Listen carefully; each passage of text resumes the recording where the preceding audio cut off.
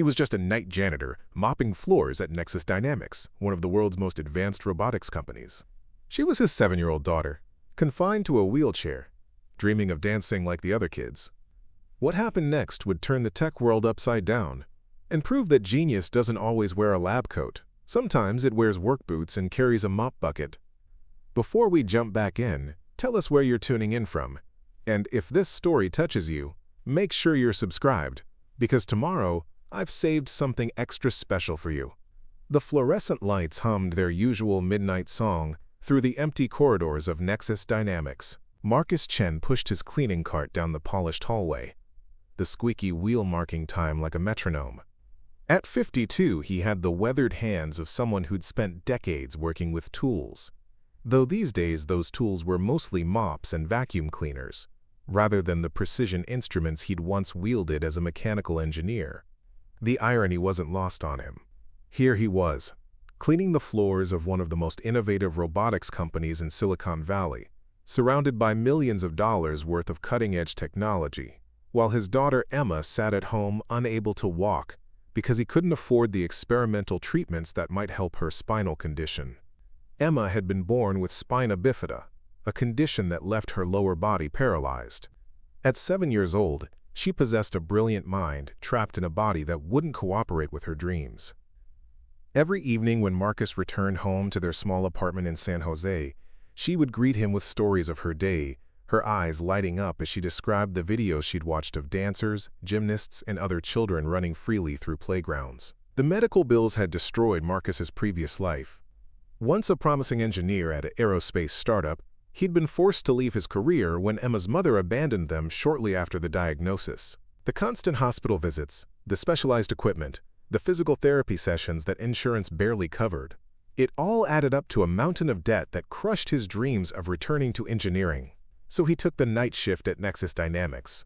The pay was modest, but it came with health insurance, and more importantly, it meant he could be home during the day with Emma. She attended a special program at the local elementary school, but her afternoons were spent with Marcus, who had become her teacher, caregiver, and best friend all rolled into one. What his supervisors at Nexus didn't know was that Marcus had never stopped being an engineer. While Emma slept, he would spread blueprints across their kitchen table, sketching designs and running calculations on his old laptop. He'd maintained his subscription to engineering journals by skipping meals, and he spent hours studying the latest developments in robotics and biomechanics. His obsession had a single focus: finding a way to give Emma the mobility she deserved. The breakthrough came on a Tuesday night in November. Marcus was emptying trash bins in the research and development wing when he overheard a heated discussion through the thin walls of Conference Room C. Dr. Sarah Mitchell, Nexus's lead robotics engineer, was arguing with the company's CEO, James Hartford, about the future of their mobility assistance program. "The neural interface technology isn't ready," Dr. Mitchell was saying, her voice strained with frustration.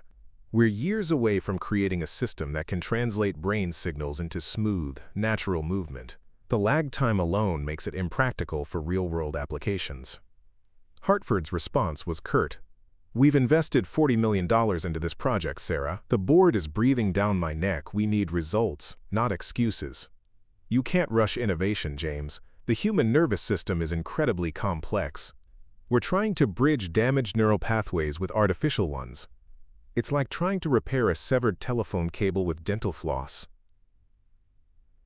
Marcus paused his cleaning, his engineer's mind immediately engaging with the problem. He'd read about neural interface technology in his journals, but he'd also been exploring a different approach entirely. What if, instead of trying to repair the damaged connection between brain and legs, you created an entirely new pathway? He resumed his work, but his mind was racing. That night, instead of going straight home, Marcus made a detour to the public library. He spent the remaining hours before dawn researching everything he could find about alternative approaches to mobility assistance. When he finally returned home, Emma was just waking up for school. "You look tired, Daddy," she said, wheeling herself to the breakfast table with the practiced efficiency of someone who'd been doing it her whole life. "Just thinking about a puzzle," Marcus replied, setting down a bowl of cereal in front of her. Emma's face brightened. She loved puzzles almost as much as she loved the idea of dancing. "What kind of puzzle?" Marcus hesitated. He'd never told Emma about his engineering background, not wanting to raise false hopes about what he might be able to do for her condition. But looking at her eager face, he found himself saying, "The kind that might help people move better. Like making wheelchairs faster? Something like that." Over the following weeks, Marcus began to formulate a plan. Instead of trying to repair damaged neural pathways, what if he could create a wearable system that learned from the user's upper body movements and translated them into coordinated leg motion? The technology existed: gyroscopic sensors, machine learning algorithms, lightweight actuators. The challenge was integration and, more importantly, making it affordable. He started small, purchasing components with his grocery money and hiding his work in the storage closet of their apartment. Emma thought he was fixing old electronics to sell online, which wasn't entirely untrue. Marcus had started doing exactly that to fund his real project. The first prototype was crude, a collection of sensors attached to a modified back brace, connected to a small computer that he'd assembled from salvaged parts. The idea was simple: capture the subtle weight shifts and muscle movements that Emma used to navigate her wheelchair, then amplify and translate those signals into commands for mechanical leg supports. Testing the concept required volunteers, but Marcus couldn't exactly advertise for test subjects without revealing his project. Instead, he began with the only subject available: himself. He spent hours in their apartment's small living room, wearing his contraption and trying to teach it to recognize different movement patterns.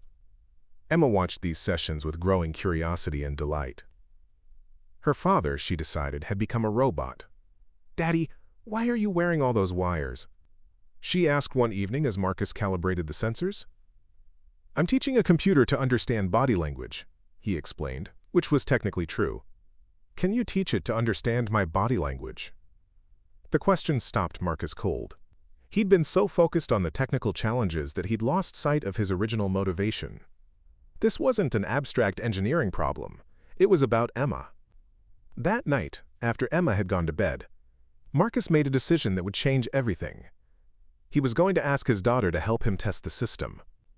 The conversation the next morning was perhaps the most difficult of Marcus's life. He explained, as gently as he could, about his engineering background, about his years of research, and about the device he'd been building. Emma listened with the serious attention she gave to all important matters. "So this machine might help me walk?" she asked when he finished. "I don't know," Marcus said honestly. "It might help you move in ways you can't now. But Emma, I need you to understand, this is all experimental. I'm not a doctor, and I can't promise anything." Emma was quiet for a long moment. Then she said, "Daddy, remember when I was learning to use my wheelchair?" Marcus nodded. "You told me that trying was better than..." Preparing and narrating this story took us a lot of time, so if you are enjoying it, subscribe to our channel. It means a lot to us. Now, back to the story. Wondering, can we try? The first test session was scheduled for a Saturday morning. Marcus had spent weeks modifying the system to fit Emma's small frame, creating a lightweight exoskeleton that attached to her wheelchair and could potentially support her legs if the neural interface worked as intended. Emma approached the test with the fearless curiosity that Marcus had always admired in her. She let him attach the sensors to her arms and torso, giggling as the small devices tickled her skin. "What do I do now?" she asked. "Just try to move like you normally do," Marcus said, his hands trembling as he activated the system. "The computer is going to watch and learn." For the first hour, nothing happened. The sensors collected data, the computer processed signals, but the mechanical legs remained motionless. Emma didn't seem discouraged. If anything, she seemed fascinated by the blinking lights and soft whirring sounds the machine made. Then, as Emma leaned forward to reach for a toy she'd dropped, the right leg mechanism suddenly jerked into motion. Both father and daughter froze. "Did I do that?" Emma whispered. Marcus checked the display on his tablet. The system had detected a specific pattern in Emma's upper body movement and had attempted to translate it into leg motion. It was crude, unrefined, but it was a response. "You did that," Marcus confirmed, his voice barely steady. They spent the rest of the day testing different movements. By evening, the system was beginning to recognize Emma's intention to shift her weight, to reach, to turn. The mechanical responses were still jerky and unpredictable, but they were responses nonetheless. That night, Emma fell asleep in her wheelchair, exhausted but glowing with excitement. Marcus carried her to bed, then returned to his computer to analyze the data they'd collected. What he saw made his hands shake. The learning algorithm was working faster than he dared hope. Emma's movements were so expressive, so intentional, that the system was rapidly building a vocabulary of motion. Within a few more sessions, it might actually be able to anticipate her intentions rather than simply reacting to them. But Marcus knew that his jury-rigged prototype was just the beginning.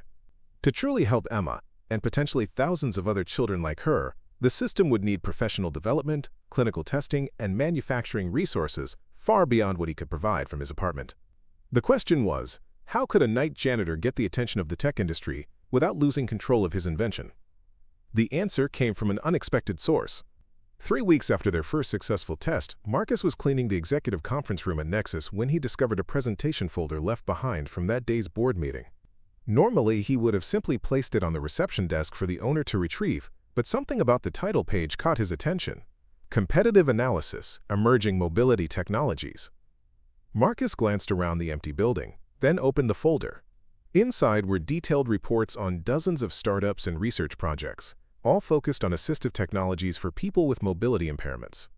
The market analysis was staggering, billions of dollars in potential revenue, with virtually no effective solutions currently available. But what really caught Marcus's attention was a section titled Technology Gaps. The report identified exactly the problems that Marcus had been solving: the lag time between intention and action, the cost of neural interface technology, and the challenge of creating systems that could adapt to individual users. Marcus realized that his nighttime cleaning job had given him access to something invaluable: intelligence about what the biggest tech companies were struggling to achieve. His invention wasn't just a solution for Emma. It was a solution for a problem that the entire industry was failing to solve. The next morning, Marcus did something he'd never done before. He called in sick to work. Instead of sleeping after his night shift, he spent the day at the public library, researching patent law and the process for protecting intellectual property. What he learned both excited and terrified him. If he could properly document and protect his invention, it could be worth millions. But the patent process was complex, expensive, and far beyond his current financial means. That evening, as he helped Emma with her homework, she noticed his distraction. "Daddy, you look worried," she said, setting down her pencil. Marcus sat down beside her wheelchair. "Emma, what would you say if I told you that our robot might be able to help other kids too?" Her face lit up immediately.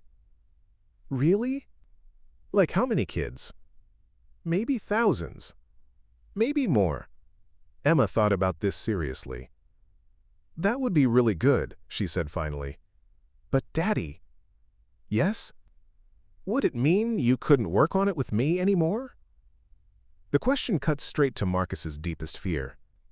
To properly develop and protect his invention, he would likely need to partner with a company that had the resources to take it to market. But that would also mean losing the intimate, personal nature of what they'd built together. "I don't know," he said honestly. "But Emma, what we've built together, that's ours forever. No one can take that away." Emma nodded solemnly, then brightened. "Besides, if it helps other kids, then it's like we're sharing the best present ever." That night, Marcus made his decision. He was going to file for a patent, even if it meant borrowing money he couldn't afford to repay. Emma's invention, because he'd come to think of it as hers as much as his, deserved to be protected and shared with the world. The patent attorney Marcus consulted was a kind woman named Linda Rodriguez, who specialized in helping inventors with limited resources. After reviewing Marcus's documentation and watching videos of Emma using the system, she agreed to take the case on a contingency basis. "This is remarkable work," she told Marcus during their second meeting.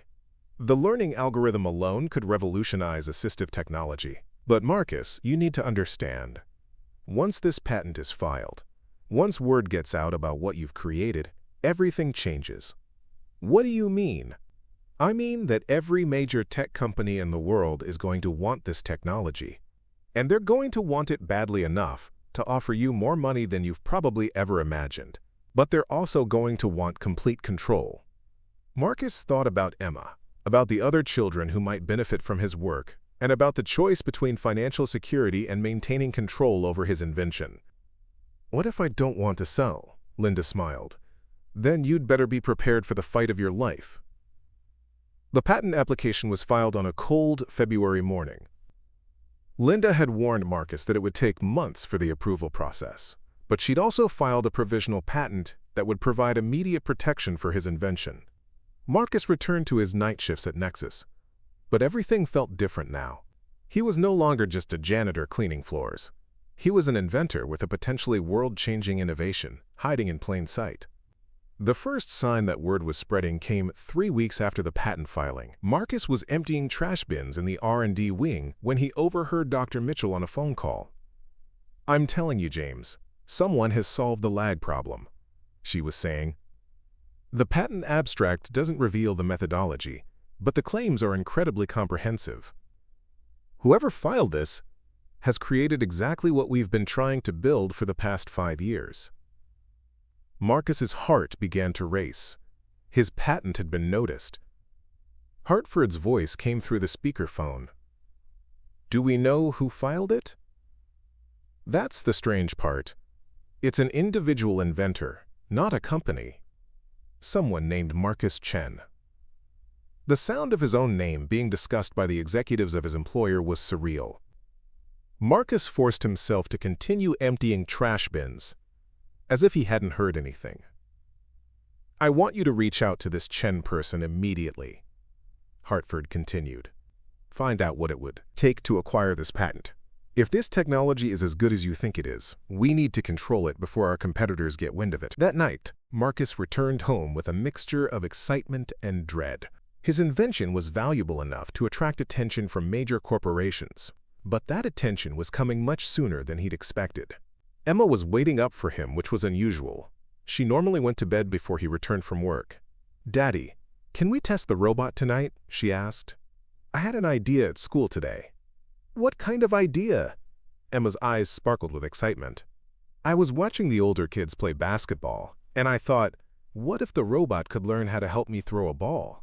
Like, really throw it, not just toss it." Marcus looked at his daughter, at her eager face and boundless imagination, and realized that no matter what happened with patents and corporations and money, this was what mattered.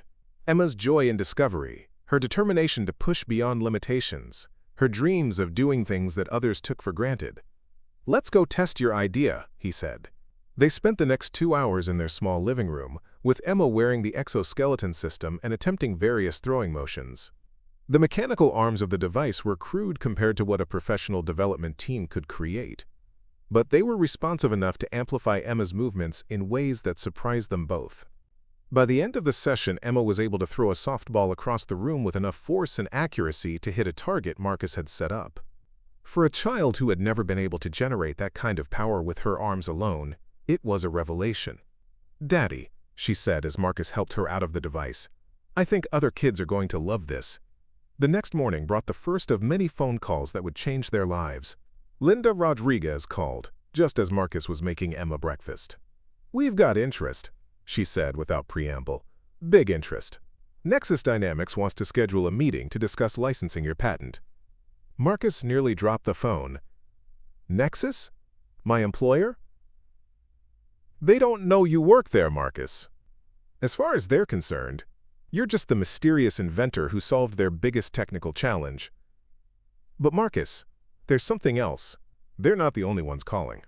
Over the next hour, Linda explained that word of Marcus's patent had spread through the tech industry with remarkable speed.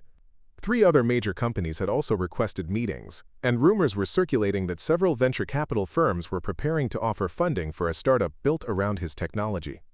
"This is moving very fast," Linda warned. "Faster than usual. That tells me your invention is seen as a potential game changer, but it also means you need to make some decisions quickly." Marcus looked across the kitchen at Emma, who was focused on her breakfast but clearly listening to his conversation. "What kind of decisions? Whether you want to license your technology to an existing company, start your own company, or try to maintain control while partnering with investors. Each option has advantages and risks." After ending the call, Marcus sat down across from Emma. "Remember how we talked about sharing our robot with other kids?"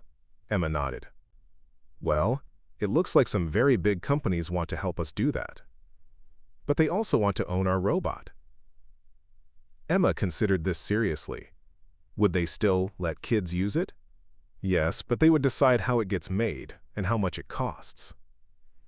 And if they make it cost too much, then some kids couldn't have one? Marcus was continuously amazed by his daughter's ability to cut straight to the heart of complex issues. That's exactly right. Emma finished her cereal, then looked at her father with the gravity of someone far older than 7 years old. Daddy, I think we should meet with them and ask them what they really want. But we shouldn't say yes to anything until we know they care about kids more than money. That afternoon, Marcus made a decision that surprised even himself. Instead of scheduling meetings with the companies that had contacted him, he was going to do something far more audacious. He was going to continue working his night shift at Nexus while secretly negotiating with them about his patent. The opportunity to observe their real intentions, to see how they operated when they thought no one was watching, was too valuable to pass up. If Nexus Dynamics or any other company was going to have control over technology that could affect thousands of disabled children, Marcus wanted to know exactly what kind of people he'd be dealing with. His plan was risky and probably ethically questionable, but as Marcus looked at Emma practicing her throwing motion with determination and joy, he decided that protecting her future and the future of children like her was worth bending a few rules. The corporate war for Marcus Chen's patent was about to begin, and he was going to fight it from the inside. The meeting was scheduled for the following Thursday at 2 p.m. in Nexus Dynamics' main conference room. Marcus had confirmed his attendance through Linda Rodriguez, but he'd also made sure to be scheduled for his regular night shift that same evening. He would literally be negotiating with his employers in the afternoon and then cleaning their offices that night. The surreal nature of the situation wasn't lost on him as he stood outside the imposing glass towers of Nexus Dynamics at 1:45 p.m., wearing the only suit he owned, a navy blue outfit he'd purchased secondhand for Emma's school presentations. In 12 hours, he would return to this same building wearing his janitor's uniform, and no one would recognize him. Linda Rodriguez met him in the lobby, briefcase in hand and the confident demeanor of someone who'd navigated these waters many times before. "Remember," she said as they waited for the elevator, "you don't have to make any decisions today. This is an exploratory meeting. Let them show their hand first." The elevator ride to the executive floor was the same one Marcus took every night to clean the upper offices, but seeing it in daylight, filled with suited professionals rather than empty shadows, felt like entering a parallel universe. Dr. Sarah Mitchell was the first to greet them in the conference room, her handshake firm and her smile genuine. Marcus recognized her immediately from the heated discussions he'd overheard about the Mobility Assistance Program. "Mr. Chen, I have to tell you, your patent application is the most exciting development in assistive technology that I've seen in 15 years, she said, gesturing for them to take seats at the polished conference table. "The learning algorithm you've described could revolutionize how we approach neuromechanical interfaces." CEO James Hartford entered moments later, accompanied by 2 other executives Marcus didn't recognize. Hartford was exactly as Marcus had imagined from his voice, tall, silver-haired, and carrying himself with the casual authority of someone accustomed to controlling rooms. "Mr. Chen," Hartford said, settling into the chair at the head of the table, "let's cut straight to the point.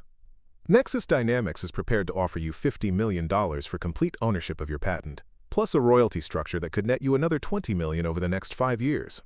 Linda Rodriguez didn't even blink. "That's a generous opening offer, Mr. Hartford, but I think you're undervaluing the potential of this technology." Marcus forced himself to remain calm, though the numbers being discussed were beyond anything he'd ever imagined. $50 million would solve every financial problem he'd ever had, would ensure Emma's medical care for life, would give them security he'd only dreamed of. But Emma's words echoed in his mind. We should ask them what they really want. "Before we discuss numbers," Marcus said, "I'd like to understand your plans for the technology. How would Nexus implement this system? What would it cost for end users?" Dr. Mitchell leaned forward eagerly. "We envision a premium mobility assistance platform, initially targeted at the high-end medical market. Given the sophistication of the technology, we're projecting a retail price point of around $300,000 per unit." Marcus felt his heart sink. $300,000 would put his invention beyond the reach of families like his own. "That seems quite expensive," he said carefully. Hartford waved a dismissive hand. Mr. Chen, you have to understand the realities of medical device manufacturing. The R&D costs, regulatory approvals, liability insurance, these are expensive propositions. We need to price the product appropriately to ensure profitability. But at that price point, how many children would actually have access to the technology? Initially, perhaps a few hundred units per year, Dr. Mitchell admitted. But as the technology matures and production scales up, costs would come down. How long would that take? Hartford's expression became slightly impatient. Mr. Chen, with all due respect, these are operational details that would be handled by our team. Your role would be as the innovator who receives appropriate compensation for his brilliant work. Marcus felt Linda's subtle touch on his arm, a warning not to push too hard in this first meeting. I understand, Marcus said. Could you help me understand Nexus's experience with assistive technologies? What other products in this space have you brought to market? Dr. Mitchell exchanged a glance with Hartford before answering. To be honest, this would be our first major entry into the assistive technology market. We see it as a natural expansion from our industrial robotics division.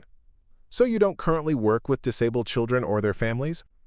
Not directly, no, Hartford said. But we have extensive experience in medical device partnerships. Marcus nodded thoughtfully, filing away everything he was learning. These were brilliant engineers and successful business people. But they were talking about his daughter's life and the lives of thousands of other children, as if they were discussing market opportunities for a new smartphone. The meeting continued for another hour, with Nexus's team outlining their development timeline, regulatory strategy, and market approach. Everything they described was professional, well-planned, and completely divorced from the human reality of childhood disability. As they prepared to leave, Hartford made one final pitch. Mr. Chen, I want to be clear about something. The assistive technology market is about to explode.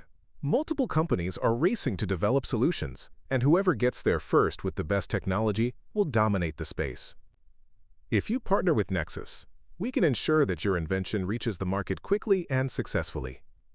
If you choose to work with someone else or try to go it alone, you risk being left behind. Outside the building, Linda Rodriguez was blunt in her assessment. They want the technology badly, but they're thinking about it as a luxury product, she said. $50 million is a serious offer, Marcus, but I suspect we could get more from their competitors. What about their timeline for making it affordable? Linda shrugged. Honestly, companies always say costs will come down over time, but there's no real incentive for them to reduce prices if people are willing to pay premium rates. Your invention could remain out of reach for most families indefinitely. That evening, Marcus returned to Nexus Dynamics for his night shift, parking in the employee lot rather than the visitor spaces he'd used that afternoon. The cognitive dissonance of mopping the same conference room where he'd been offered $50 million was almost overwhelming. As he cleaned Dr. Mitchell's office, he noticed she'd left her computer unlocked with a presentation open on her screen. Marcus knew he shouldn't look, but his curiosity overcame his ethics. The presentation was titled Project Horizon, Mobility Tech Market Domination.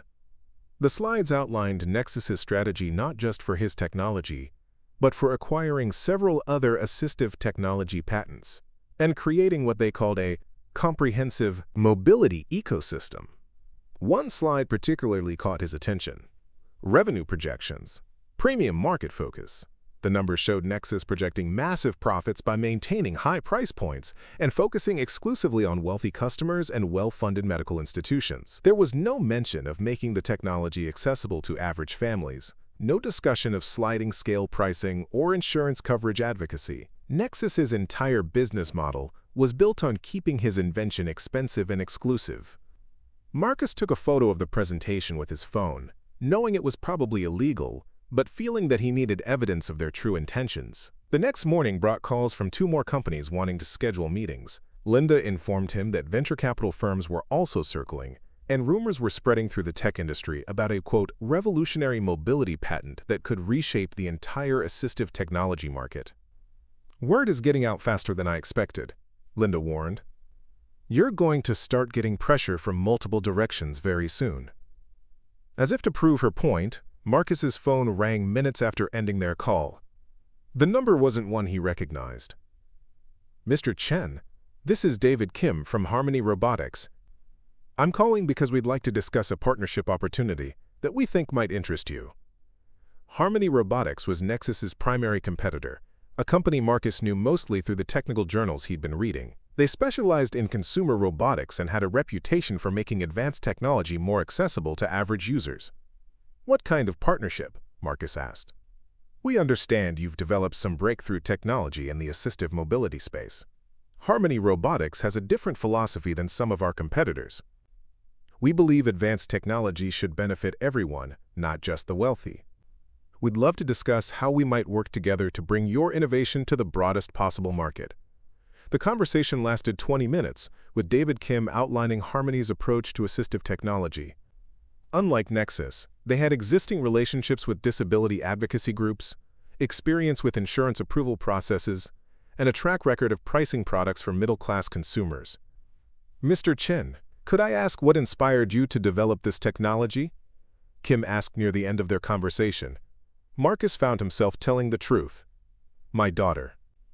She has spina bifida, and I wanted to give her more options for mobility and interaction with the world." "How old is she?" 7. There was a pause. "Mr. Chen, I have a nephew with cerebral palsy. He's 12. I know what families like yours go through, and I know how expensive and inaccessible most assistive technologies are. That's exactly why Harmony exists." After ending the call, Marcus sat in his kitchen, staring at his phone and thinking about the choice in front of him. Nexus offered more money and probably faster development, but their vision for his technology would make it available only to a privileged few. Harmony offered less money, but a commitment to accessibility that aligned with his own values. That afternoon, Emma returned from school with news that crystallized Marcus's thinking. "Daddy, there's a new girl in my class," she said as Marcus helped her with her backpack. "Her name is Sophia, and she uses a wheelchair too, but hers is really old and doesn't work very well." "What do you mean it doesn't work well?" "It squeaks really loud. And sometimes the wheel gets stuck. And she told me her family can't afford a new one because her daddy lost his job." Emma looked at her father with serious eyes. "I was thinking about our robot today, and I realized something. If it costs too much money, then Sophia couldn't have one either. And that doesn't seem fair."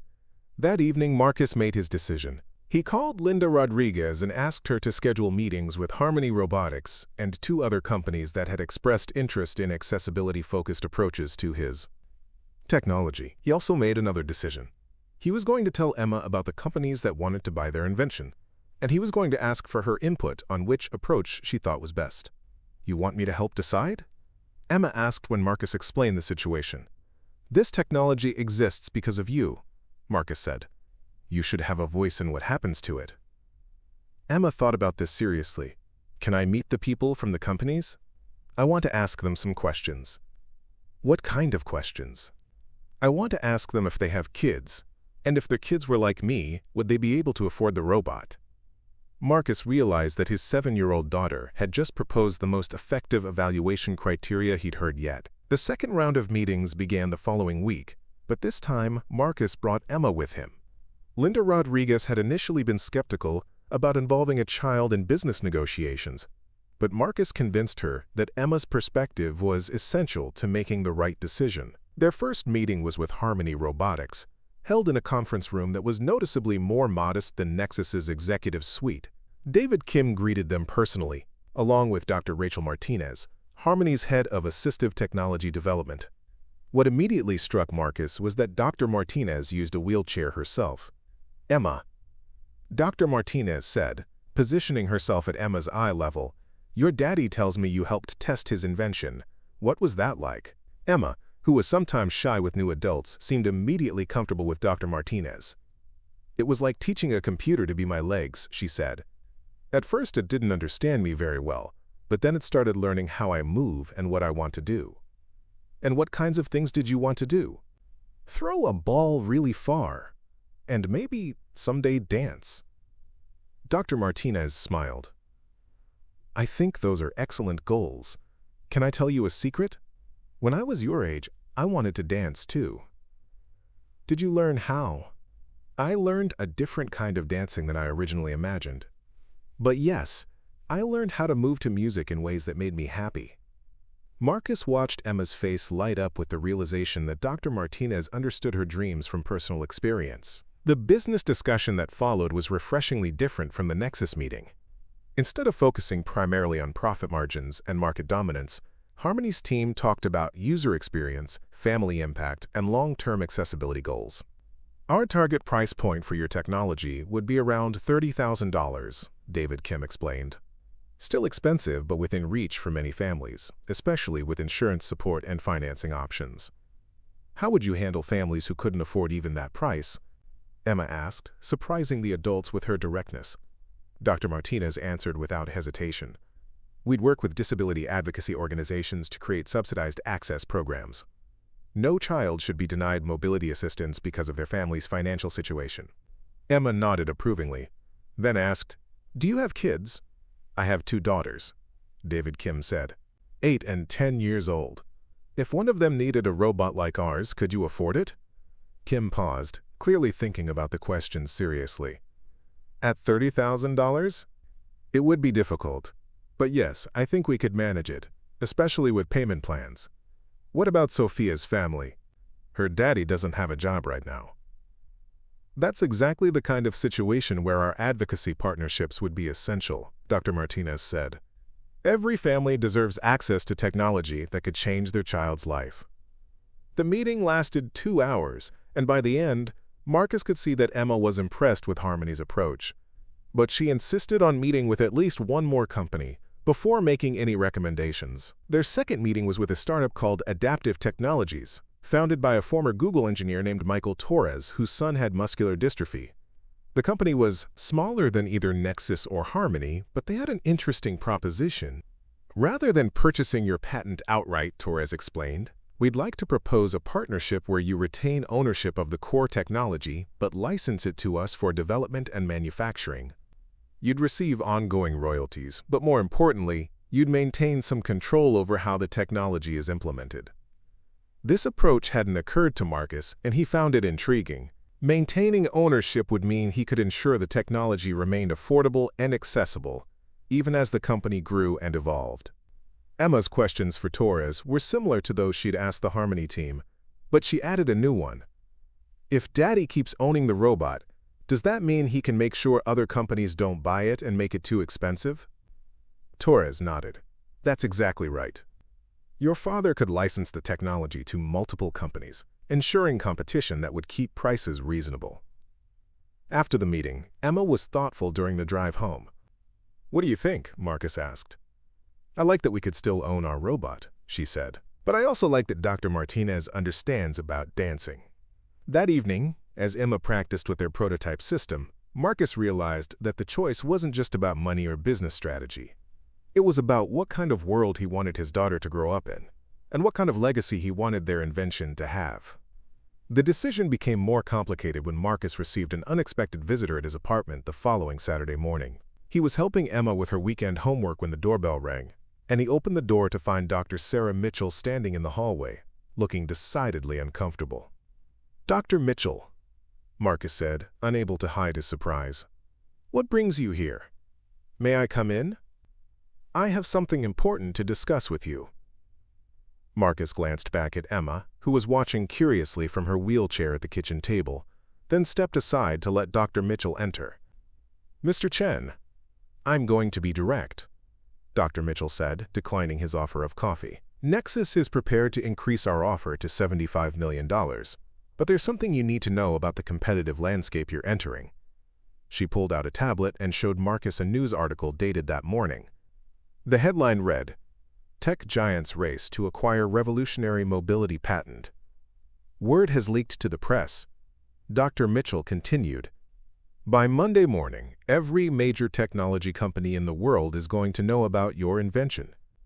The bidding war that's about to start will make our current negotiations look like a friendly conversation." Marcus read the article quickly. It was surprisingly accurate, mentioning his name and describing the basic functionality of his system without revealing technical details. More concerning were the quotes from industry analysts predicting that the patent could be worth hundreds of millions of dollars. "How did this get out?" Marcus asked. Dr. Mitchell shrugged. "Patent filings are public record. It was only a matter of time before someone in the tech press noticed the potential implications of your work. Emma wheeled over to join them, her homework temporarily forgotten. "Are you the lady from the company that wants to buy our robot?" she asked with characteristic directness. Dr. Mitchell looked surprised, then knelt to Emma's eye level. "I am. And you must be Emma. Your father told us about you. Did he tell you why he made the robot?" "He mentioned that you have spina bifida, and that inspired his work." Emma nodded seriously. "Did he tell you that there are lots of other kids like me who need help moving around?" "He did mention that, yes. And did he tell you that most of those kids, families, don't have very much money?" Dr. Mitchell glanced at Marcus, then back at Emma. "We discussed the market dynamics, yes." "I don't know what that means," Emma said. "But I think what you mean is that you want to make our robot cost too much money for most kids to have one." The bluntness of Emma's assessment clearly caught Dr. Mitchell off guard. "Emma, developing and manufacturing advanced technology is very expensive. We have to price products appropriately to cover those costs. But if you make it cost too much, then only rich kids get to have robot legs, and that's not fair." Marcus watched Dr. Mitchell struggle to find a response that would satisfy a 7-year-old's sense of justice without undermining her company's business model. "Sometimes," Dr. Mitchell said carefully, "we have to start with a higher price and then work to make things more affordable over time." "How much time?" Emma asked. "Well, that depends on many factors. My friend Sophia has a wheelchair that squeaks and gets stuck, and her family can't afford a new one. If she had to wait for your company to make our robot cheaper, how long would she have to wait?" Dr. Mitchell looked genuinely uncomfortable now. "I don't know the specific timeline, Emma." Emma turned to her father. "Daddy, I don't think this lady's company understands about kids like Sophia." After Dr. Mitchell left, having extracted a promise from Marcus to consider Nexus's increased offer seriously, Emma was unusually quiet. Marcus found her in her room an hour later, staring out the window. "What are you thinking about?" he asked, sitting on the edge of her bed. "I'm thinking about what happens to our robot when all these big companies start fighting over it." "What do you mean?" Emma turned to face him. "You always tell me that when grown-ups start fighting over something, they sometimes forget why it was important in the first place." The wisdom of her observation struck Marcus powerfully. In all the discussions about patents and profits and market strategies, the human element of their invention was in danger of being lost. "You're worried that they'll forget about the kids who need help," Marcus said. Emma nodded. "And I'm worried that you might forget too, if they offer you so much money that you stop thinking about Sophia and all the other kids." Marcus felt a pang of guilt. The financial offers he'd been receiving were indeed overwhelming, and he'd found himself occasionally losing sight of his original motivation. "Emma, I promise you that no matter what happens with the companies and the money, I will never forget why we built this together. But how can you be sure? What if they make you sign papers that say you can't control how much the robot costs?" Her question revealed a sophisticated understanding of the situation that impressed and worried Marcus in equal measure. At 7 years old, Emma was grasping the ethical complexities of commercializing technology better than some of the business executives he'd been meeting with. That evening, Marcus made a decision that would prove crucial to everything that followed. He called Linda Rodriguez and asked her to arrange a meeting with representatives from multiple companies simultaneously. "You want a group meeting?" Linda asked, sounding surprised. "I want all the interested parties in one room, where they can hear each other's proposals and where Emma can ask her questions directly." "Marcus, that's not how these negotiations typically work. Companies prefer to make their pitches privately." "Then maybe it's time to change how these negotiations work." Linda was quiet for a moment. "This could backfire spectacularly. You might end up with no offers at all if companies feel they can't negotiate freely." "Or," Marcus said, "it might force them to focus on what really matters instead of just trying to outbid each other." The meeting was scheduled for the following Thursday at a neutral location, a conference room in downtown San Jose that Linda had rented for the occasion. Marcus had invited representatives from 5 companies: Nexus Dynamics, Harmony Robotics, Adaptive Technologies, and 2 others that had expressed serious interest. Emma had spent the week preparing questions, writing them carefully in her notebook with the same attention she gave to her school assignments. Marcus had helped her practice, But the questions were entirely her own. The atmosphere in the conference room was tense from the moment the first representatives arrived. The executives were clearly uncomfortable with the unconventional format, and several had brought larger teams than Marcus had expected. James Hartford from Nexus arrived with Dr. Mitchell and two other executives Marcus didn't recognize. David Kim from Harmony brought Dr. Martinez and a financial analyst. The other companies sent similar delegations, and suddenly the modest conference room felt crowded and formal. Marcus had positioned Emma's wheelchair at the head of the table, a subtle reminder of why they were all there.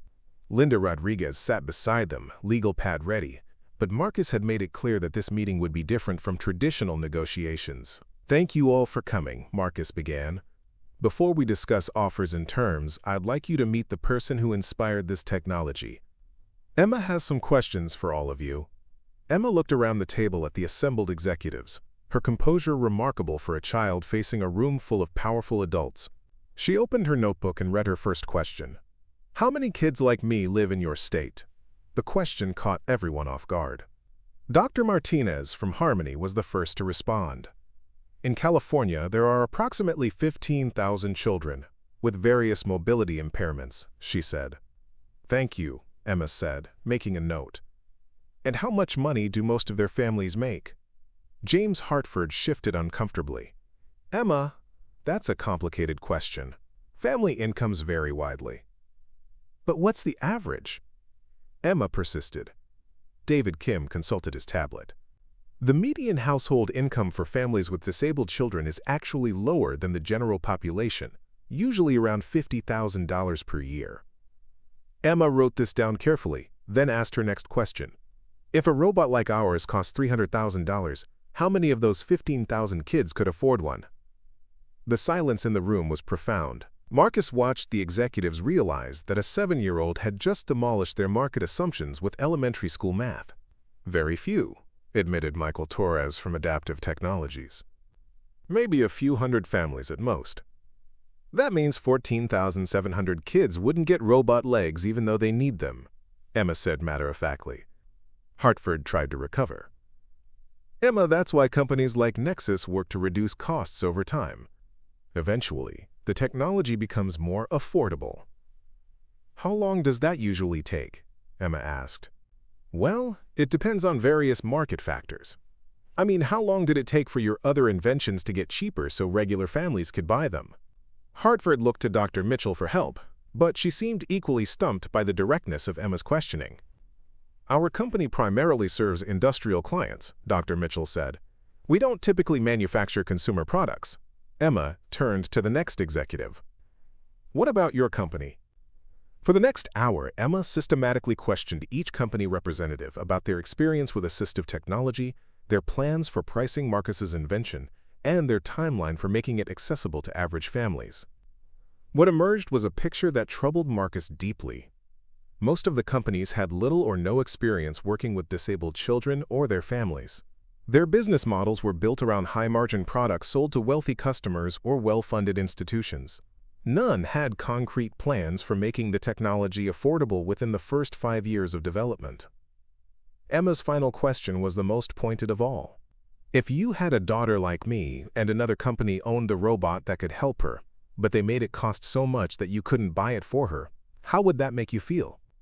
The question hung in the air like a challenge. Marcus watched the faces around the table and saw genuine discomfort, not because the question was unfair, but because it forced them to confront the human impact of their business decisions. Dr. Martinez was the first to answer. "It would break my heart," she said quietly, "and it would make me angry that someone was profiting from my child's disability." Several other executives nodded, and Marcus could see that Emma's questions had shifted the tone of the entire meeting. "That's how I feel about kids like Sophia," Emma said. "And that's why I think whoever buys our robot should promise to make it cost less money, not more." After Emma finished her questions, Linda Rodriguez took over to discuss the business aspects of the potential partnerships. But the conversation had been fundamentally changed by Emma's intervention. Instead of focusing primarily on acquisition prices and market dominance, the companies found themselves competing on accessibility commitments and social impact metrics. Emma had forced them to articulate not just what they wanted to pay for the technology, but what they intended to do with it. Harmony Robotics made the most comprehensive commitment, promising to price the technology at under $30,000, to work with insurance companies for coverage, and to donate 1 unit to a low-income family for every 10 units sold. Adaptive Technologies proposed a different approach, suggesting a tiered pricing model where the basic functionality would be available for $15,000, with advanced features available at higher price points. Nexus Dynamics, clearly struggling to adapt to the new conversation framework, offered the highest acquisition price but made only vague commitments about future accessibility. After the meeting ended and the executives had departed, Emma sat quietly in the empty conference room, swinging her legs in her wheelchair. "How do you think that went?" Marcus asked. "I think some of them really understood, and some of them were just saying what they thought I wanted to hear." "Which ones really understood?" "Dr. Martinez and Mr. Torres. They looked sad when I talked about Sophia, like they were thinking about real kids. The others looked worried about their companies." That evening, Marcus and Emma reviewed the proposals together, but Marcus found that the financial terms were no longer his primary concern. Emma's questions had reminded him that his invention was ultimately about children, not corporate profits. The next morning brought an unexpected development. Marcus received a call from Dr. Martinez at Harmony Robotics. "Marcus, I wanted to follow up on yesterday's meeting. Emma's questions got me thinking about something." "What's that?" "What if we approached this differently? Instead of one company licensing your technology, what if we created a consortium of organizations, companies, nonprofits, advocacy groups, all committed to making this technology as accessible as possible?" The idea was intriguing. Rather than selling exclusively to one company, Marcus could work with multiple partners, each contributing different strengths to the development and distribution process. How would that work? Harmony could handle the engineering and manufacturing. A nonprofit organization could manage the low-income access programs. An advocacy group could work on insurance coverage. A venture capital firm could provide funding. You'd retain ownership of the core technology but license it to multiple parties with strict accessibility requirements. Marcus discussed the idea with Emma that afternoon. Her response was immediate and enthusiastic. "That sounds like when my class works together on big projects," she said. "Everyone has a different job, but they all have to care about the same thing." And what would that same thing be? Making sure every kid who needs robot legs can get them.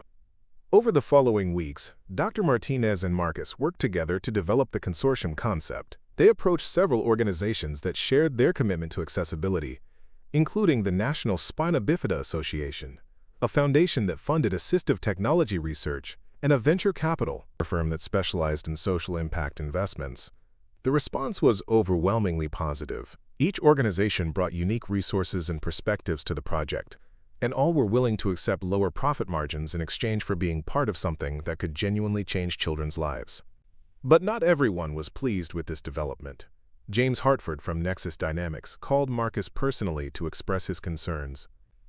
"Marcus, I have to tell you that this consortium approach is unnecessarily complicated and potentially risky. Nexus is prepared to offer you $85 million for exclusive rights to your technology. That's more money than you could make through any partnership arrangement." "Mr. Hartford, this isn't just about money anymore." "Of course it's about money. You have a family to think about, medical expenses, your daughter's future. How can you justify turning down this kind of financial security?" Marcus looked across his kitchen at Emma, who was doing homework at the table while occasionally testing the latest iteration of their prototype system. "Mr. Hartford, my daughter's future isn't just about having enough money. It's about living in a world where her invention helps as many kids as possible." "Your daughter is 7 years old, Marcus. She doesn't understand the complexities of business and technology development. She understands fairness, and she understands that some decisions are more important than money." Hartford's frustration was evident in his voice. "Marcus, you're making a mistake. The technology sector is ruthless. If you don't partner with a company that has the resources to dominate the market, someone else will develop competing technology and push you out entirely." After ending the call, Marcus realized that Hartford's warning contained a kernel of truth. The assistive technology market was indeed competitive, and other companies were likely working on similar solutions. That concern was validated the following week when Linda Rodriguez called with troubling news. "Marcus, we've got a problem. TechFlow Industries has filed a patent application for what they're calling an adaptive neuromechanical interface system. The description is remarkably similar to your invention. How is that possible? My patent was filed months ago. Patent law is complicated. If they can prove they were working on similar technology independently, they might be able to claim parallel development. Or they might try to argue that their approach is sufficiently different to warrant separate protection. Marcus felt a surge of panic. TechFlow Industries was one of the largest technology companies in the world, with virtually unlimited resources for legal battles and product development. What does this mean for our patent? It means we might be facing a lengthy legal dispute. And even if we win, TechFlow could flood the market with a competing product before we're able to launch. That evening, Marcus explained the situation to Emma as gently as he could. Her response surprised him. "Daddy, maybe this is good news." "How could this be good news?" "Because if other companies are making robots like ours, then more kids will be able to get help moving around. It doesn't matter if our robot is the only one, as long as kids get robot legs." Marcus stared at his daughter, amazed once again by her ability to see past the complications that worried adults. "But Emma, if other companies make robots too, we might not make as much money from our invention." Emma shrugged. "We don't need to be rich, Daddy. We just need Sophia and kids like her to be able to dance." Her perspective reframed the entire situation for Marcus. Instead of viewing TechFlow's patent application as a threat, he began to see it as validation that the technology was indeed revolutionary and that multiple companies would soon be competing to serve the market. The next morning, Marcus called Dr. Martinez with a radical proposal.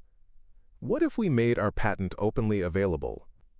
Not sold exclusively to one company, but licensed freely to any organization that commits to accessible pricing? Dr. Martinez was quiet for a long moment. That's essentially open source development, Marcus. You'd be giving up most of the financial value of your patent. But I'd be ensuring that the technology develops as quickly as possible and reaches as many children as possible. Are you sure about this? We're talking about potentially hundreds of millions of dollars in licensing revenue.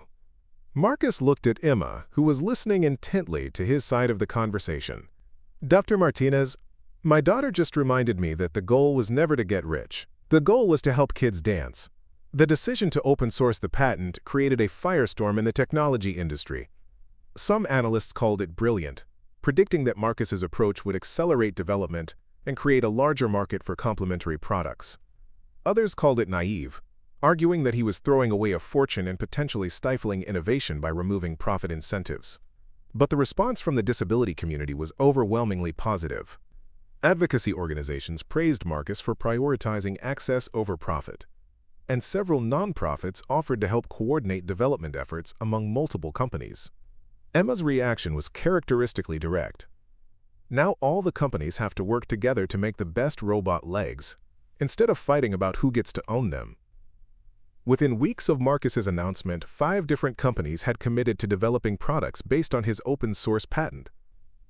Each was taking a slightly different approach, creating a diversity of options that promised to serve different needs and price points. Harmony Robotics was developing a premium version with advanced features for users who needed maximum functionality. Adaptive Technologies was focusing on a basic model that could be manufactured and sold at cost. A startup called Mobility First was working on a modular system that could be upgraded over time as users' needs changed. Most surprisingly, even Nexus Dynamics had joined the consortium, with Dr. Mitchell leading a team focused on improving the learning algorithms that allowed the systems to adapt to individual users. "I have to admit," Dr. Mitchell told Marcus during a consortium meeting, "your approach has created more innovation in 6 months than we achieved in 5 years of proprietary development." The technical challenges of developing multiple compatible systems were significant, but the collaborative environment fostered rapid problem-solving. Engineers from different companies shared insights and solutions, creating a pace of advancement that no single organization could have achieved alone. Emma became an unofficial mascot of the consortium, attending meetings when her school's schedule allowed, and providing feedback on prototypes from multiple companies. Her perspective as an end user was invaluable, and her direct communication style kept the development teams focused on practical functionality rather than impressive but unnecessary features. 6 months after the consortium's formation, Emma participated in the first multi-company testing session. 5 different prototype systems were available for her to try, each with different strengths and capabilities. The Harmony system provided the smoothest motion and most advanced sensors. The Adaptive Technologies model was lighter and easier to put on. The Mobility First system allowed Emma to switch between different function modes depending on her activities. The Nexus system had the most sophisticated learning algorithms, adapting to Emma's movement patterns faster than the others. "Which one do you like best?" Dr. Martinez asked after Emma had spent the morning testing all 5 prototypes. "I like different things about each one," Emma said thoughtfully. "But you know what I like most." "What's that?" "That there are 5 different ones. Because kids are different, and maybe Sophia would like a different robot than I would." Her observation led to another breakthrough insight. Rather than trying to create one perfect product, the consortium could develop a family of related products that served different needs, preferences, and budgets. The announcement of the consortium's first commercial products generated international attention. Technology journalists covered the story as an example of how open-source development could accelerate innovation in critical areas. Disability advocates celebrated the commitment to affordability and accessibility.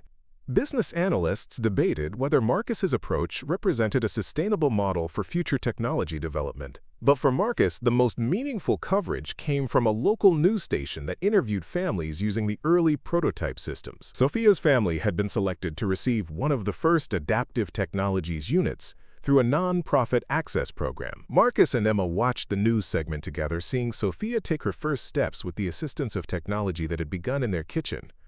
"She's smiling so big," Emma said, her own face bright with joy. "How does that make you feel?" Marcus asked. "Like we did the right thing, even if we're not going to be rich." That evening, Marcus reflected on the journey that had brought them to this point. A year ago, he had been a night janitor with a dream of helping his daughter. Now their invention was being manufactured by multiple companies and would soon be available to thousands of children around the world. The financial outcome was far different from what he might have achieved through an exclusive licensing deal. Instead of receiving tens of millions of dollars up front, Marcus was earning modest royalties from multiple companies. The income was enough to improve their living situation and ensure Emma's medical care, but it wouldn't make them wealthy. Emma seemed completely unbothered by this outcome. When her teacher asked the class to write about their dreams for the future, Emma wrote about wanting to become an engineer like her father, so she could, quote, invent things that help kids instead of making money for grown-ups. But the consortium approach had created something more valuable than money: a sustainable model for developing assistive technology that prioritized human need over corporate profit. Other inventors were beginning to adopt similar open-source approaches for medical devices, educational technology, and accessibility tools. Marcus's decision had sparked a movement that extended far beyond his own invention. The first commercial units shipped on a Tuesday morning in March, exactly 18 months after Marcus had first overheard Dr. Mitchell discussing the challenges of neural interface technology. Emma was at school, but Marcus took the morning off from his job to attend the shipping ceremony at Harmony Robotics.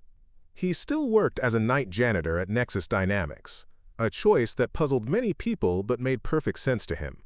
The job provided stability and health insurance, and it kept him grounded in the practical realities of working families like his own.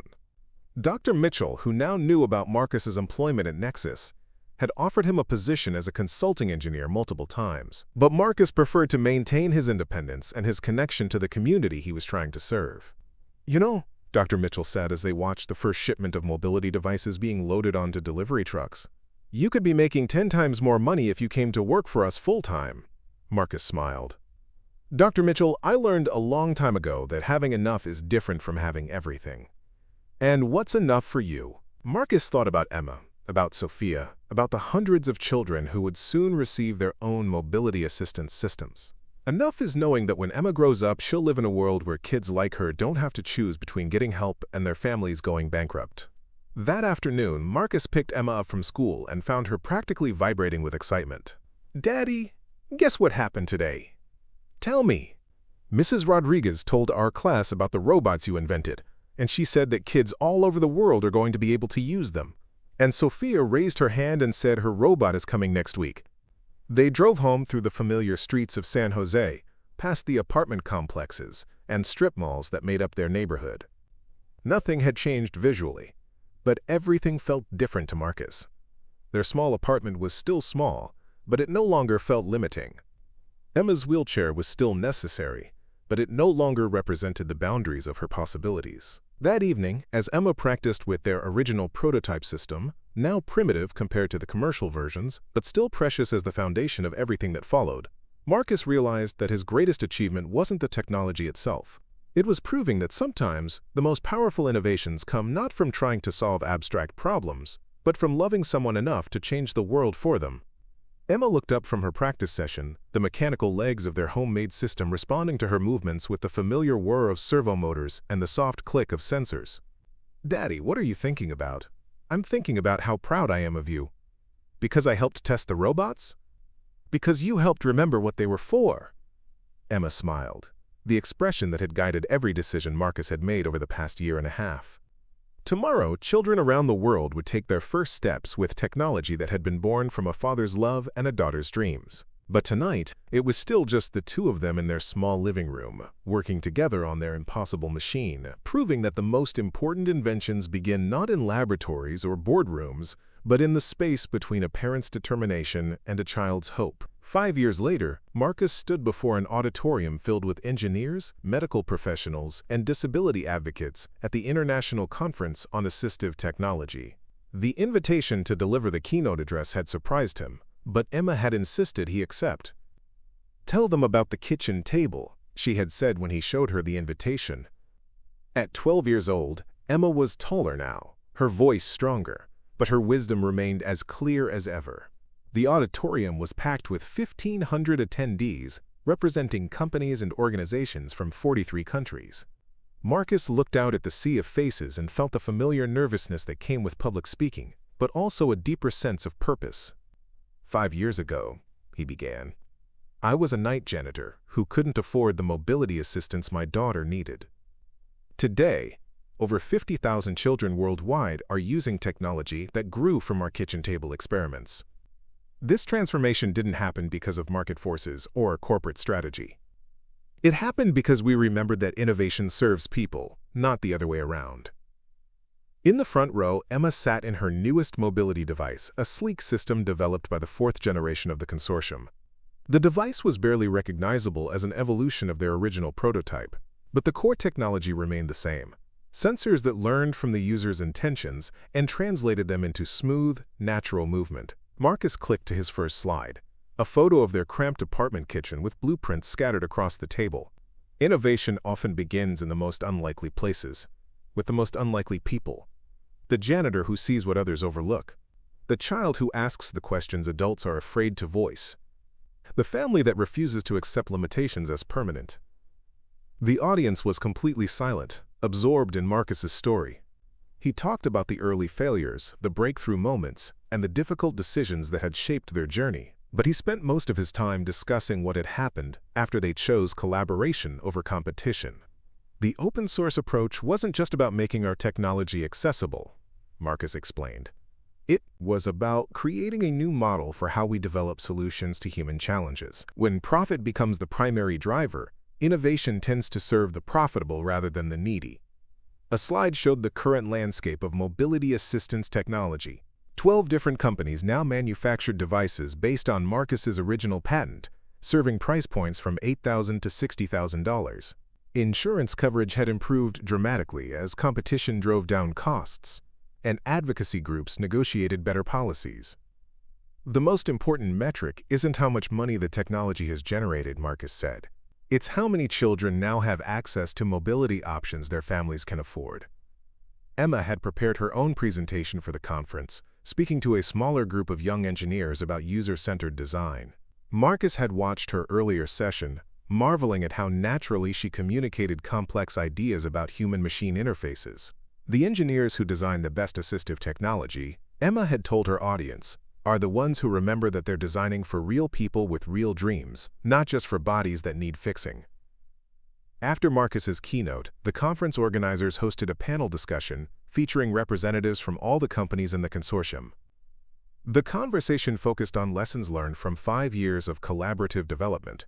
Dr. Martinez, now leading a dedicated assistive technology division at Harmony Robotics, spoke about the technical advantages of open collaboration. When companies share fundamental research while competing on implementation, everyone benefits. We've solved problems in months that might have taken years if each company was working in isolation. Michael Torres from Adaptive Technologies discussed the business case for accessible pricing. We've discovered that serving broader markets with lower margins can be more profitable than serving narrow markets with high margins, especially when you factor in the social impact and brand value.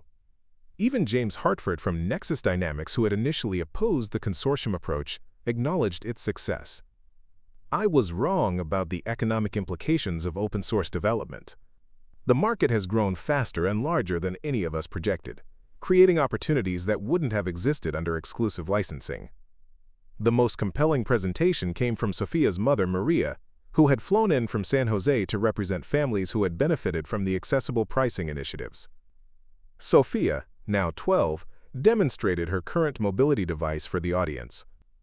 5 years ago, we thought Sophia would never be able to participate in dance classes or play sports with other children, Maria said. Today she's on her school's robotics team, designing her own improvements to assistive technology. This change didn't just give her mobility, it gave her the confidence to believe she could solve problems for other people. Marcus watched Sophia's demonstration with deep satisfaction. The young girl moved with grace and confidence, the technology seamlessly integrated into her natural motion. But what impressed him most was her technical curiosity. Sophia had learned to program her device's settings herself and had suggested several improvements that had been incorporated into newer models. During the lunch break, Marcus found himself in conversation with a venture capital investor who specialized in medical technology. The investor was curious about Marcus's decision to forego maximum financial return in favor of social impact. "Do you ever regret the money you left on the table?" the investor asked. "Conservative estimates suggest you could have earned over $200 million through exclusive licensing." Marcus considered the question seriously. "I think about it sometimes," he admitted. "But then I think about the 50,000 kids who might not have access to this technology if we'd chosen differently. I can't imagine any amount of money that would be worth that trade-off." The investor nodded thoughtfully. "You've created something more valuable than a successful product. You've created a successful model for innovation that prioritizes human need." That evening, the conference hosted an awards ceremony recognizing outstanding contributions to assistive technology. Marcus was surprised to learn that he and Emma were receiving the Lifetime Achievement Award, despite his relatively brief career in the field. As they walked to the stage together, Emma, in her mobility device, and Marcus in his simple dark suit, the audience rose in a sustained standing ovation. Marcus felt overwhelmed by the recognition, but Emma seemed to take it in stride. "This award isn't really for us," Emma said when handed the microphone. "It's for all the kids who taught us what was important, and all the engineers who remembered that they were building for real people." She paused, looking out at the audience with the same directness that had challenged corporate executives years earlier. "I hope you'll remember that the best technology doesn't just help people do things they couldn't do before. It helps them become who they were always meant to be." Later that night, in their hotel room, Emma was working on homework while Marcus reviewed conference materials. She looked up from her math problems and asked, "Daddy, what do you think we'll invent next?" Marcus smiled. "What do you think needs inventing?" Emma thought for a moment. "I've been reading about kids who can't talk because of their disabilities. Maybe we could build something to help them communicate better." "That sounds like a good project for a future engineer. Do you think we could start experimenting in the kitchen again?" Marcus looked at his daughter, now 12 years old, and already thinking about how to solve problems for other children, and realized that their story was far from over. "I think," he said, "that our kitchen table is always open for the next impossible idea." 3 months later, Marcus received a letter that would have seemed impossible during his night janitor days. The MacArthur Foundation was awarding him a fellowship for his innovative approach to technology development and social impact. Emma's reaction to the news was characteristically practical. "Does this mean you can quit cleaning floors at night?" Marcus had indeed been considering leaving his janitorial position. The royalties from his patent, combined with consulting fees and speaking engagements, provided enough income to support their family comfortably. "What do you think I should do?" he asked. Emma considered the question seriously. "I think you should do whatever keeps you remembering where we came from." Marcus realized that his daughter was right. The night shift at Nexus had kept him grounded in the reality of working families, reminded him daily of the economic pressures that shaped most people's lives. But he also recognized that his time and energy might be better spent on new projects that could help more children.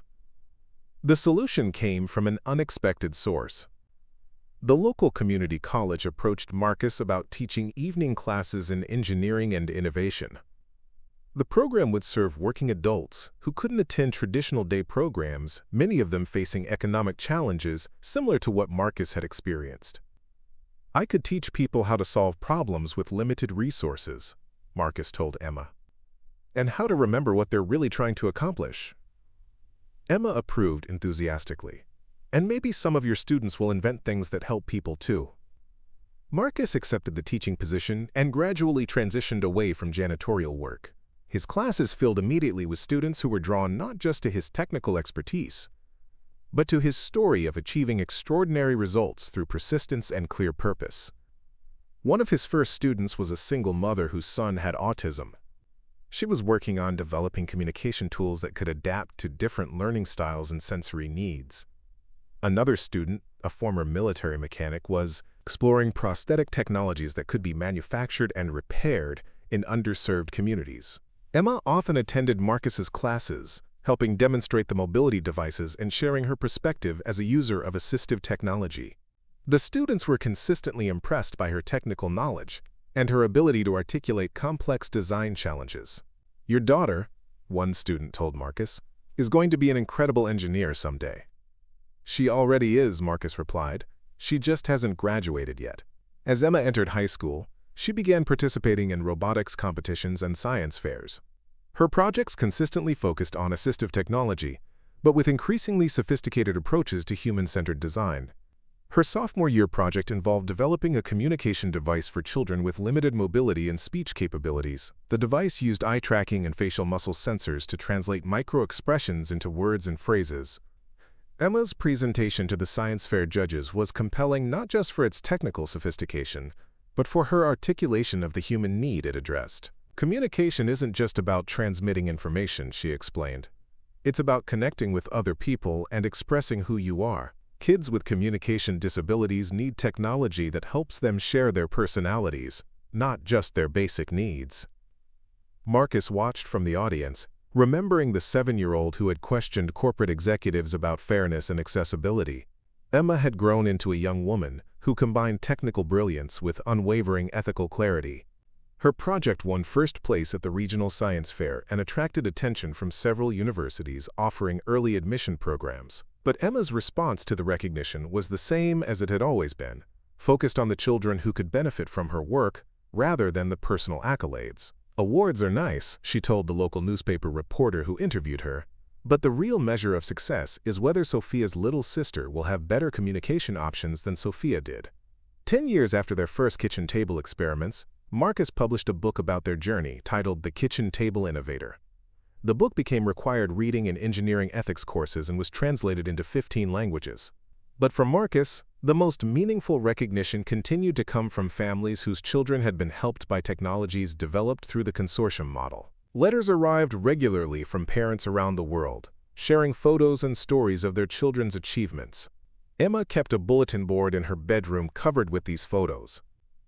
Children dancing, playing sports, attending school, participating in activities that would have been impossible without assistive technology. Each photo represented not just a technological success, but a life changed. "This is better than any trophy," Emma said, adding a new photo to the collection. "This is proof that our work matters." Marcus looked at the bulletin board, at the dozens of smiling children whose lives had been touched by an invention born from love and developed through collaboration. He thought about the boy who had learned to walk again after a spinal injury, the girl who was competing in Paralympic swimming, the teenager who had started his own assistive technology company, Each story reinforced Marcus's conviction that the most important innovations emerge not from pursuing profit or recognition, but from refusing to accept that anyone should be left behind. As Emma prepared for college, she had already been accepted to several prestigious engineering programs, but she had also been invited to spend a gap year working with a nonprofit organization that brought assistive technology to underserved communities in developing countries. "I want to understand how our solutions work in different contexts," she explained to Marcus. "And I want to learn from communities that have been solving accessibility challenges with limited resources." Marcus supported her decision completely. He recognized that Emma's education would be enhanced by understanding the global scope of the problem she wanted to solve. The night before Emma left for her gap year program, they sat together in their old apartment's kitchen, now remodeled but still featuring the same table where their journey had begun. "Daddy," Emma said, "what do you think would have happened if we'd never started experimenting with that first prototype?" Marcus considered the question. "I think someone else would have eventually developed similar technology, but it might have taken longer, and it might not have been designed with kids like you in mind. But what about all the people who helped us? Dr. Martinez and Mr. Torres and all the consortium members? I think they were always the kind of people who wanted to make a difference. We just gave them a framework for doing it together." Emma nodded thoughtfully. "So maybe the most important thing we invented wasn't the mobility device. Maybe it was the idea that innovation works better when people collaborate instead of compete." Marcus smiled at his daughter's insight. Even at 18, she continued to see patterns and connections that illuminated larger truths. "What do you think you'll work on next?" he asked. Emma's eyes lit up with the same excitement he remembered from their early experiments. "There are so many problems that need solving, Daddy. Communication barriers, educational accessibility, economic inequality in healthcare. But I think the most important thing is to keep remembering that technology serves people, not the other way around." Up next, you've got 2 more standout stories right on your screen. If this one hit the mark, you won't want to pass these up. Just click and check them out.